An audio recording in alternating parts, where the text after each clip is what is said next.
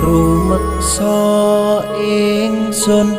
lakune stangaya wara kelawan mekak hawa kang dur angkara senajan setan gentayangan tansah gawe rupeda hingga pupusing jaman hametek ingsun nyirep geni wisamurka maperhardaning panca saben ules sing netra